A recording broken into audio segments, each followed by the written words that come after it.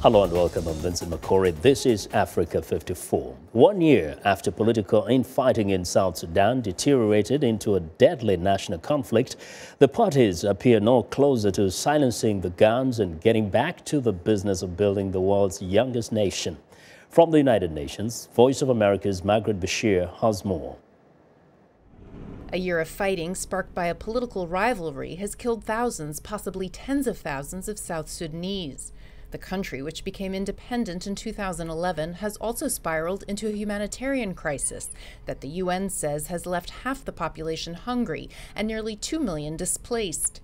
Ongoing efforts by the regional bloc known as IGAD have not yet yielded a political solution to the fighting between President Salva Kiir and his former Vice President Riek Machar.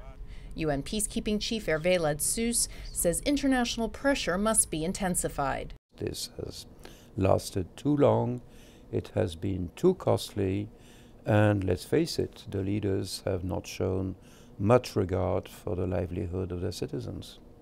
The UN Security Council has repeatedly expressed its readiness to impose targeted sanctions if there's no end to hostilities, but so far has not acted. Ladsus, who has 11,000 peacekeepers in South Sudan trying to protect civilians, including 100,000 sheltering at UN protection sites, says it is for the Council to decide about sanctions, but that an arms embargo could help. I think it is not normal that the oil revenue, which is still generated by the oil fields in the north, actually is used to buy military hardware and ammunition. That is simply not acceptable.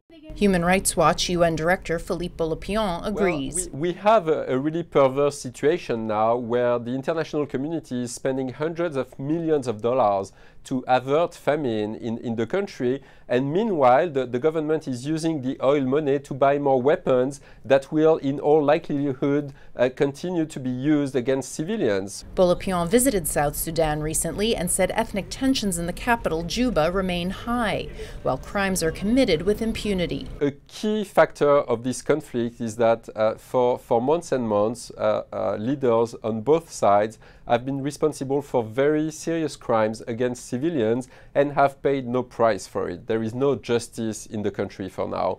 The violence and resulting humanitarian disaster have forced the UN to abandon its efforts to help South Sudan build its state institutions and to focus only on responding to emergency needs.